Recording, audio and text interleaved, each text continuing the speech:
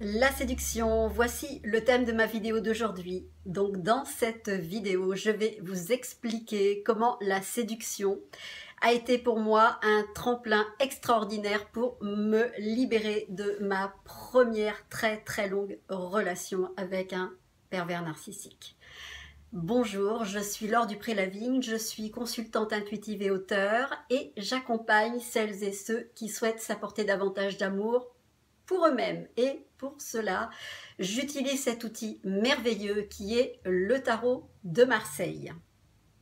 Si c'est votre première visite sur ma chaîne, alors je vous souhaite la bienvenue et n'hésitez pas, si ça n'est pas encore fait, à vous y abonner en cliquant tout de suite en bas à droite sur la petite icône rouge et comme ça vous serez averti de mes prochaines vidéos.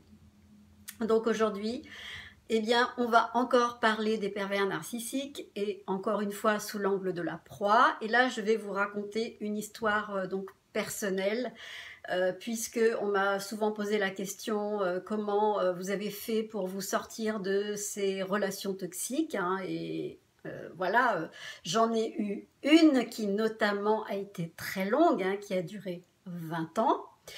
Et pendant ces 20 ans, j'ai vécu une forme de... C'est pas une forme, c'est j'ai vécu le harcèlement moral. Ça a été quelque chose que j'ai pu identifier, mais malheureusement, très peu de temps avant que je me libère de cette relation. D'ailleurs, vous voyez, encore, ça me fait des... Donc voilà, j'ai réussi à me libérer de cette relation grâce à la séduction et vous allez comprendre comment.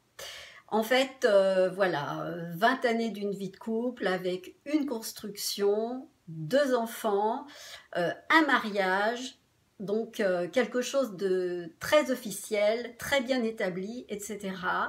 Et pourtant, un grand malaise dans cette relation, une dissonance incroyable, pourtant on pourrait dire, et a priori au regard de l'extérieur, j'avais un compagnon absolument modèle que tout le monde m'enviait. Qu'est-ce qu'il est intelligent, qu'est-ce qu'il est gentil, mais qu'est-ce qu'il est charmant, mais qu'est-ce qu'il est empathique, mais qu'est-ce qu'il est humain.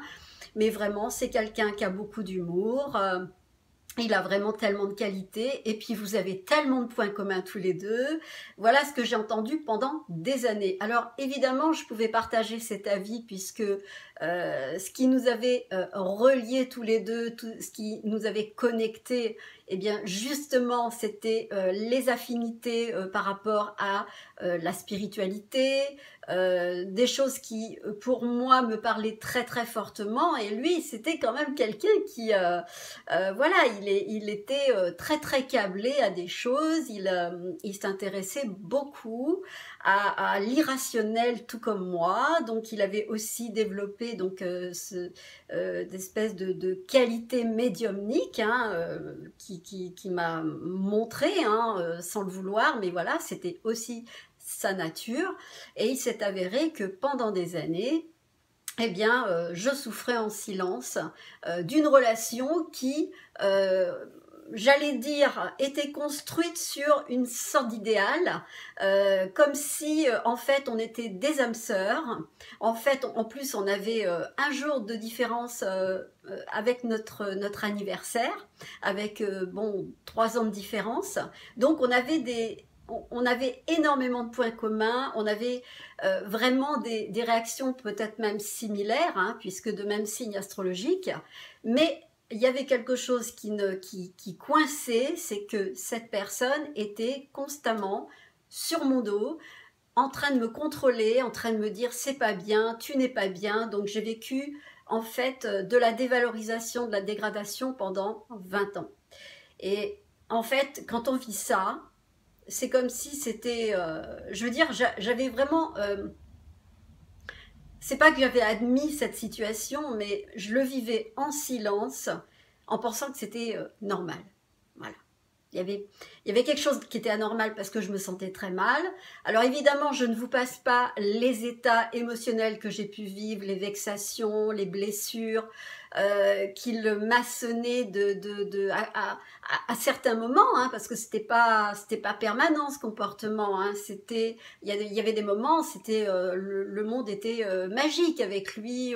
On avait des discussions interminables, on était sur les mêmes longueurs d'onde. Mais dès qu'intervenaient les enfants, eh bien, ils n'avaient plus l'impression d'exister. Donc, il y avait un espèce de rejet par rapport à son statut de père. Donc, à savoir que, voilà, les enfants étaient pour lui comment dire, un sujet de perturbation.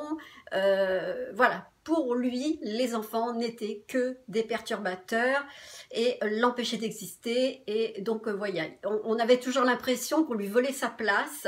Et donc, du coup, ça a été des conflits, beaucoup de rapports de force. On s'est, je dirais, battu d'une certaine façon, même s'il n'y avait pas de violence physique. Hein. Mais pendant des années, c'était la colère, c'était les cris, la maison était un brasier. Voilà. Comme je l'ai expliqué dans d'autres vidéos, eh bien, ma fille la plus grande, à un moment donné, est partie de la maison. Elle est allée voilà, se réfugier là où sûrement elle se sentait mieux, chez des amis, là où elle se sentait comprise, là où elle sentait que voilà, il y avait une vie et on pouvait se comporter, j'allais dire, normalement. Donc, j'avais conscience de cette situation toxique, mais voilà, ça durait. Alors, je ne vous passe pas les étapes où j'ai été amenée à donc consulter tout un tas de thérapeutes parce que j'avais toujours un problème de digestion, j'avais des maux de tête interminables, c'était cyclique, enfin je veux dire ça pouvait revenir plusieurs fois dans la semaine et quand j'étais plombée comme ça par rapport à ces migraines, eh bien je ne faisais plus rien, j'étais complètement KO, je n'en pouvais plus, j'étais fatiguée, j'étais amaigrie. J'étais descendue à 44 kilos, hein, pour quelqu'un d'1,60 m, c'est vraiment, j'étais toute petite, en fait, mon entourage me posait des questions, mais qu'est-ce qui t'arrive? T'as l'air d'être malade. Et puis, du coup, la belle-mère en rajoutait, donc la belle-mère, elle est PN aussi. La belle-mère en rajoutait. Donc m'accuser parce que évidemment je vous parle donc du fils en tant que mari, mais je ne vous ai pas parlé de celle qui était derrière, qui en a rajouté pas mal et voilà. Donc ça a été un petit peu compliqué. Donc du coup j'étais extrêmement, je dirais, maigre, je n'arrivais plus à manger quoi que ce soit parce que du coup c'est tout juste, voilà, j'éliminais tous les lipides de ma nourriture, enfin bref, je ne mangeais que des trucs secs et du coup, bah, forcément, je maigrissais, j'avais la peau qui était flétrie, j'avais pas bonne mine, j'étais pas heureuse, mais voilà, j'arrivais pas à agir, j'arrivais pas à franchir le pas. J'étais là dans une espèce d'acceptation interminable, voilà, pour moi, c'était un état de fait, je vis comme ça, et il y avait toujours dans un petit coin de ma tête qu'il fallait que je garde cette relation comme quelque chose d'idéal. Parce que vous comprenez, un jour on lui avait prédit quelque chose, qu'il allait rencontrer cette femme blonde avec ses yeux clairs, etc. Et que ça serait l'amour de sa vie, etc. etc. Et que c'était la rencontre pour lui. Et pour lui, c'était la rencontre. J'étais sa rencontre. Et du coup, j'avais gardé en fait cet idéal, cette image en fait un petit peu sublimée du couple, et tout en vivant un truc horrible, tout en vivant l'enfer. Un enfer extrêmement sournois parce que il n'était pas alcoolique, il ne me tapait pas dessus, enfin je veux dire, il n'y avait pas de tout ça. Mais c'était sournois parce que c'était une attitude, c'était un comportement, c'était une parole, c'était des mots, c'était des insultes, c'était des choses qui, avec la vie, avec le temps, et de temps en temps, il y avait un mot qui sortait de ma bouche. Je lui disais, attention, attention, ne va pas trop loin. Mais il prenait ces menaces comme, il se dit de toute façon, elle n'a pas de boulot, elle a les enfants, où est-ce qu'elle va aller elle va pas pouvoir se trouver un logement si rapidement. Donc pour lui, c'était, bah, j'ai le contrôle sur la situation et je peux continuer. Alors, évidemment, de son côté, il n'arrêtait pas d'aller voir des thérapeutes parce que il se sentait pas bien. Donc, on avait entrepris tout un tas de démarches de développement personnel. Lui de son côté, moi du mien. Alors lui se donnait un petit peu, non pas l'illusion de pouvoir avancer, mais il était content de raconter sa vie, il se sentait compris, et puis quand il revenait à la maison, il était pire encore. Alors ce qui était incroyable, c'est que j'avais l'impression que quand il allait voir un thérapeute, quel qu'il soit, eh bien j'avais l'impression qu'il devait un petit peu mettre le couteau ou remuer le couteau dans la plaie de son passé, et quand il revenait vers moi, c'était l'horreur. Ça veut dire que voilà, il s'en prenait aux enfants, il s'en prenait surtout aux enfants pour pouvoir m'atteindre, donc c'était compliqué. En fait, c'était un être qui n'arrivait pas à gérer sa colère. Il était constamment dans la colère. Il revenait du travail, il avait certainement eu des vexations, peut-être que pour X raisons, il ne se sentait pas peut-être compris, peut-être qu'il vivait aussi des attitudes un petit peu de rejet, parce qu'il était comment dire, de cultures différentes. Voilà, donc du coup, peut-être que pour lui, il vivait une forme de racisme, de rejet. Donc ça, il le vivait évidemment très très mal, ce qui, de toute façon, pour moi, est compréhensible. Hein. Là n'est pas le sujet. Hein. Mais le problème, c'est que il avait l'impression que, non pas qu'il avait l'impression, c'est qu'il gardait tout ça en lui, et quand il arrivait à la maison, eh bien, il lâchait tout, et voilà, l'exutoire, c'était sa femme, c'était ses enfants. Voilà.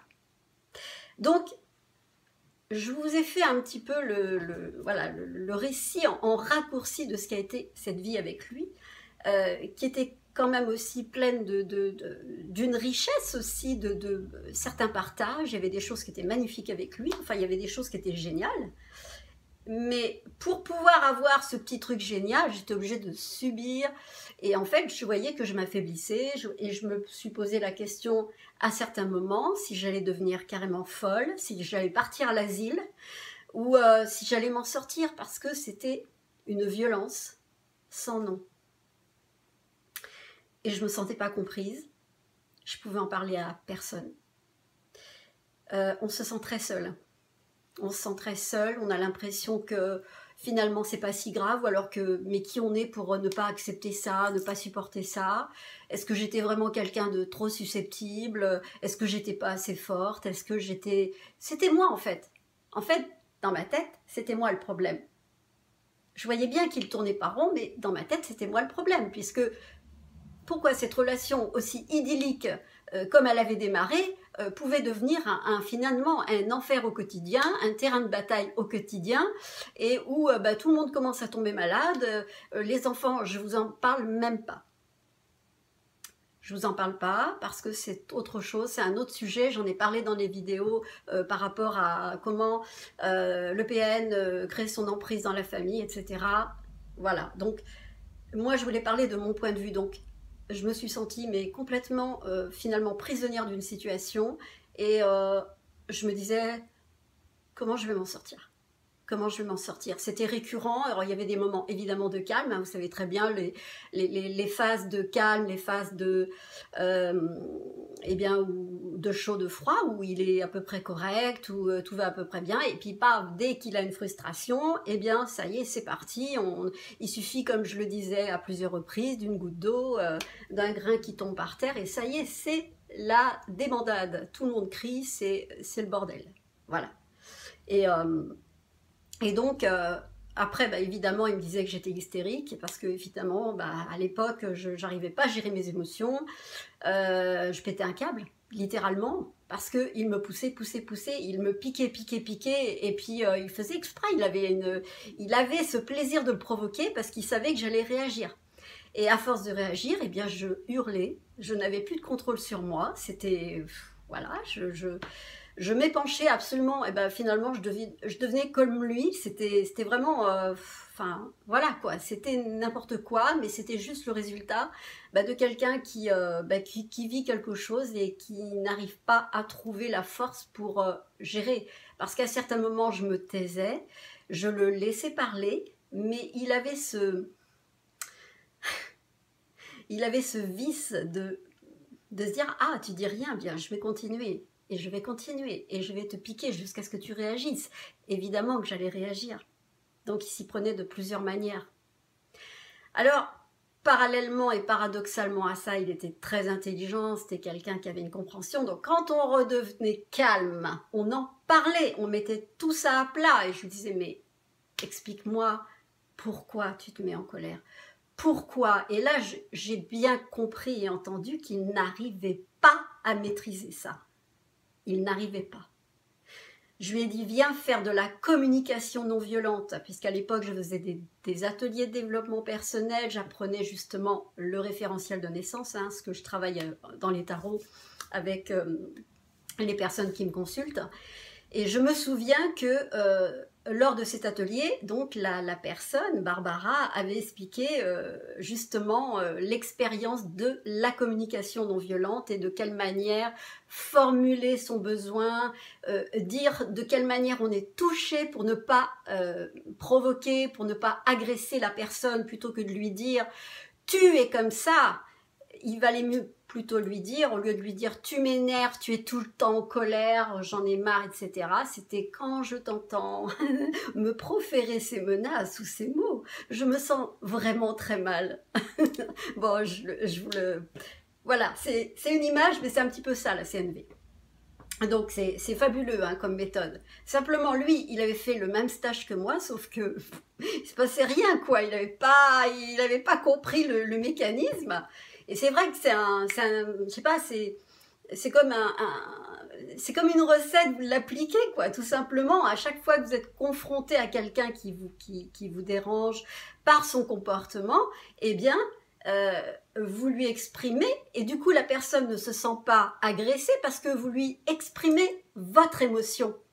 Au lieu de lui le traiter en lui disant tu es agressif, tu es pas sympa, tu es injuste. Non, quand tu me dis ça, moi je me sens comme ça. Donc je faisais l'effort de, vous voyez, je fais de la CNV et puis rien n'y faisait. Et puis un jour, je travaillais dans un commerce, à l'époque donc j'avais trouvé un job, et puis j'avais croisé le chemin de quelqu'un qui m'avait touchée.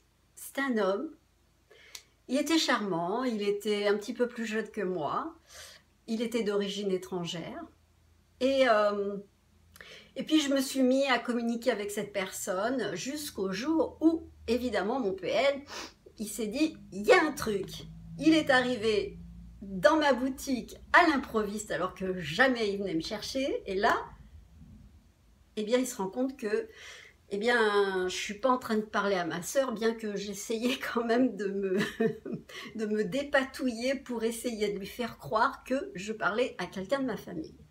Et comme il avait compris, il a eu une discussion avec moi et là j'ai flippé. Il m'a fait comprendre que voilà, pour lui, évidemment, et on peut le supposer, ce qui est tout à fait logique et légitime, quand on est marié, quand on est dans une relation, quand on aime quelqu'un, eh bien, c'est sûr qu'on se doit une forme de fidélité. On a... enfin, je veux dire, c'est voilà, tout ça, c'est tout à fait logique. Et là, c'était comme si, pour lui, eh bien, l'image parfaite, enfin, non, parfaite, pas du tout parfaite, mais l'image qu'il avait de moi, c'était quelqu'un qui bougeait pas, qui acceptait la situation, qui se laissait démolir psychologiquement. Et il avait quand même toujours le contrôle, mais il ne pouvait pas se douter un seul moment que je pouvais basculer dans cette faille. Voilà. Or, voilà. Donc ça a été un épisode. Donc un jour, il a chopé le mec, il l'a trouvé un endroit, et puis il l'a menacé verbalement, mais pas de façon agressive. Il lui a juste fait comprendre que, voilà, si tu la veux, tu pars avec elle. Voilà ce qu'il lui a dit.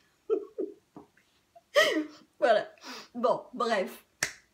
Et l'autre, il s'est senti tellement mal qu'il s'est barré, quoi. Évidemment, il s'est dit, oh là, là, c'est le terrain. Et là, je vais sur un terrain très vaseux, ça va pas du tout. Donc, bon, voilà. L'autre, il s'est éclipsé, donc, de ma vie. Et la vie a passé. Et là, je me disais, bon, ça va lui servir de leçon. Il va se transformer, il va changer des choses.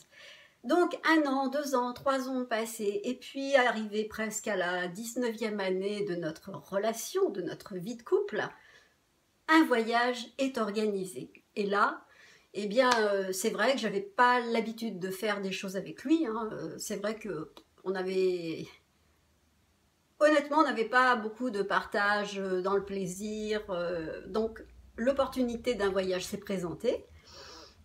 Je précise que c'était un voyage qui était lié à son travail, donc qui était organisé par le comité d'entreprise de son travail.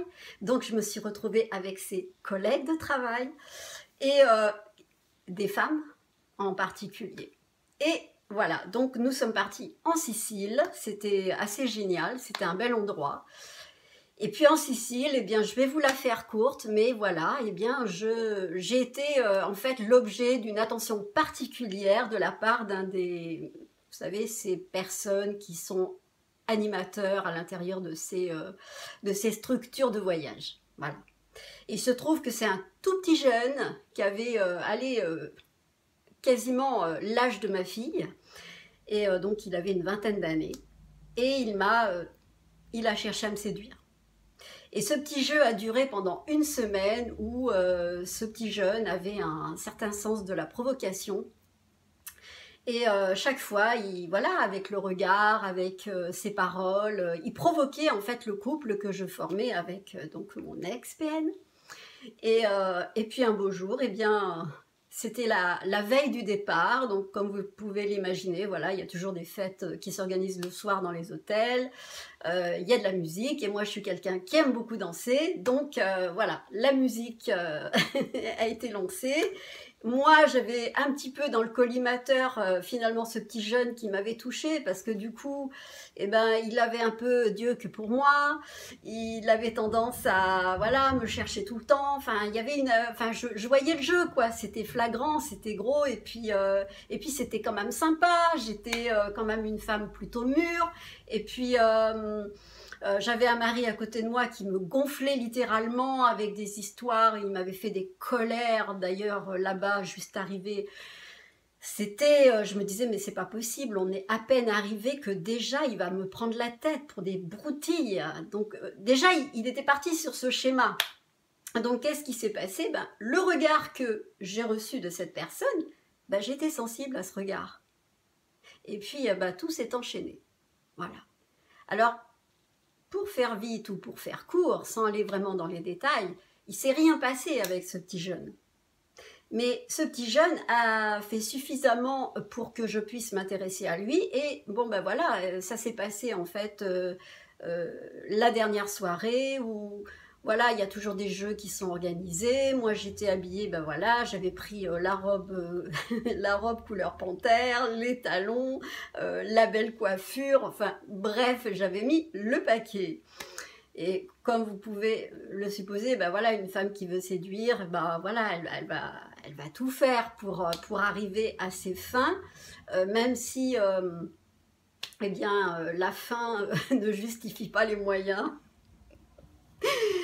Bon, en tout cas, le repas a eu lieu. Le petit jeune, effectivement, était vraiment intéressé par moi parce qu'il me l'a vraiment fait comprendre d'une façon mais claire.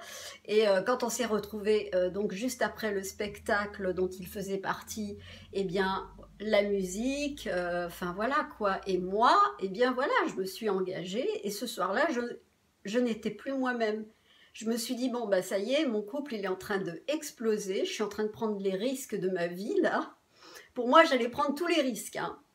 Le risque que je n'avais jamais osé prendre, c'était de le décevoir, de lui montrer que je pouvais être infidèle, de lui montrer que je pouvais transgresser. Mais là, ce soir-là, je sais pas, je me dis, là, tu fais une grosse connerie en moi-même, hein, mais vas-y quand même. Tu fais une connerie, mais vas-y. Et puis, en fait, ouais, j'y suis allée, donc je l'ai... Voilà, voilà, je me suis mise à danser, j'étais plus moi-même. J'étais plus moi-même, j'avais plein d'hommes autour de moi. Et ce petit jeune et mon ex-PN qui était là, observateur d'une situation qu'il n'arrivait plus à contrôler. Et mais ça a été incroyable parce que moi, ça y est, je voyais plus mon ex-mari, hein, c'est fini, il n'existait pas, il était dans un coin, il était assis ou alors il dansait, mais lui, il était en train d'observer en fait un scénario, mais je crois totalement irréaliste, pour lui, totalement irréaliste, mais c'était ça. Son ex-femme, elle était en train de se faire séduire par un petit jeune qui le narguait, mais d'une manière, mais on peut pas l'imaginer. En fait, ce petit jeune avait un toupet, il avait une audace et mais impensable. Et je me disais, mais c'est pas possible qu'il va pas réagir. L'ex-mari, hein, je parle.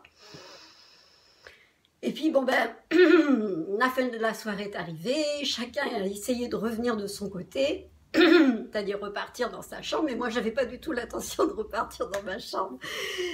Et je suis encore extrêmement émue par cette histoire avec le recul, hein. Ça remonte à, allez, c'était en 2011, hein. C'était il y a 8 ans, voilà. Et comment ça s'est fini? Il s'est rien passé, hein. Le mari, l'ex-mari, il s'est interposé quand je me suis retrouvée en face de ce jeune. Et il m'a dit, écoute là, c'est bon, tu montes dans la chambre et c'est fini là. Ça suffit, ça suffit. Voilà. Donc, retour en France. Alors là, je vous dis même pas. Retour en France, ça a été juste terrible parce que voilà, j'ai entendu les pires choses de ma vie, les pires menaces de ma vie. Et en fait, eh bien voilà, le mot divorce était prononcé. Je me disais, ouais, finalement, mais j'étais dans l'acceptation. En fait, j'avais tout fait pour que ça arrive. En fait, j'étais littéralement dans une attitude où c'était quelque part, c'était comme si j'avais tout fait pour que ça arrive. Je m'en voulais même pas, quelque part, de l'avoir fait, même si c'était rien passé, mais je lui avais montré clairement à mon ex-mari, tu vois, je suis capable de me faire séduire par quelqu'un d'autre. Et à plus forte raison, oui, il est beaucoup plus jeune que toi, c'est certainement extrêmement humiliant, et ça l'a été, parce que c'était devant la plupart des personnes qui travaillaient avec lui. Donc, vous pouvez imaginer l'humiliation qu'il a connue, même si les autres n'ont pas tout compris, ou voilà, entre les verres de champagne, où on n'est pas peut-être tellement conscient de ce qui se passe réellement, hein, je parle de son entourage à lui, mais il avait extrêmement peur du jugement des autres, hein, on peut l'imaginer, puis elles sont toujours, voilà, il faut sauver l'image quoi qu'il arrive, et là, sa femme était en train de se répandre dans un comportement, c'était n'importe quoi. Et du coup, eh bien, retour en France, très froid, menace. Et puis après, qu'est-ce qui s'est passé? Il a réfléchi, il s'est calmé. Puis un beau matin, il m'a dit, je te pardonne. Je te pardonne. Parce que je sais que je vais trop loin, parce que je sais que je fais ci, je sais que je ne suis pas gentille avec toi, je sais que tu peux... Enfin bref, il comprenait que j'avais eu un comportement abusif, mais qui correspondait aussi à ses excès. La vie a coulé. La vie a coulé. Et puis, ça suffisait pas, hein. Il n'arrivait pas à prendre de décision. Et puis là, ça n'a pas été la séduction, mais ça a été encore la raison qui, là, du coup, a fait basculer la relation. C'est qu'effectivement, il y a une personne à nouveau, dans un tout autre contexte, qui a voulu me séduire, qui commençait à me parler, etc. Moi, j'ai choisi de faire un voyage très lointain pour assister à une conférence. Et là, ça n'a pas passé.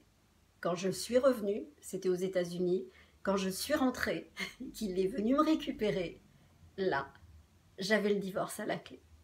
J'avais dépassé toutes les limites. Voilà. Donc, je voulais vous raconter cette petite histoire pour vous expliquer que quand on vit une situation aussi inextricable que peut, comment dire, comme peut être ressentie justement une relation toxique où on est englué dedans, on ne sait plus comment s'en sortir, eh bien, la vie vous fait des propositions, la vie vous tend des perches. Et quand bien même vous vous dites non, c'est pas bien, je dois pas faire ça, je devrais pas, vous savez pas pourquoi vous êtes porté, vous êtes guidé pour faire ces choses, en sachant quelque part qu'il y a un problème, ça va mal tourner, mais vous le faites quand même. Et moi, je me suis écoutée, et c'est grâce à ça que j'ai réussi à me séparer de lui. Voilà.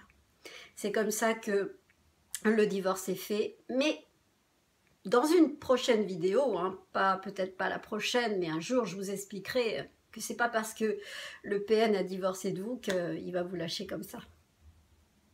Donc voilà la petite histoire que je voulais vous parler en lien avec la séduction, comme quoi la séduction, il faut pas la nier, il faut pas oublier que c'est aussi un tremplin pour les proies qui subissent leur PN, et n'ayez pas peur de leur faire cette offense, aussi horrible soit-il, même s'ils sont menaçants. Franchement. En tout cas, voilà. Moi, ça, c'était ce que j'avais... Ça me tenait à cœur de vous le partager, même si, voilà, de toute façon, je l'ai rencontré. Je l'ai raconté dans le livre Baraque Afrique. Et voilà, donc c'est vraiment une histoire que j'ai racontée même, voilà, avec Frédéric Lopez dans l'émission Mille et une vies. Parce que justement, cette situation a été le déclencheur de mon changement de vie. Voilà. Et... donc pour moi il n'y a pas de censure, voilà, j'avais envie d'en parler, puis bon bah voilà, à l'occasion d'une autre vidéo je vous expliquerai de quelle façon ça n'a pas été si simple, parce que même si le divorce a été prononcé, mon PN il vivait encore sous mon toit, parce que là du coup c'était mon toit, voilà. Donc voilà, j'espère que cette petite histoire vous a plu. J'ai hésité longtemps à vous la raconter, mais voilà, c'est comme ça. Donc je vous en ai partagé donc les grands traits, les très très grandes lignes. Alors n'hésitez pas donc à liker, à partager, à commenter, et puis je vous dis à très très très bientôt pour une prochaine vidéo. Et puis en attendant, n'hésitez pas à visiter mon site magiedlame.com où je vous explique de quelle façon j'accompagne avec les tarots de Marseille. Et puis je vous dis à très très très bientôt. Merci de me suivre. À bientôt, au revoir.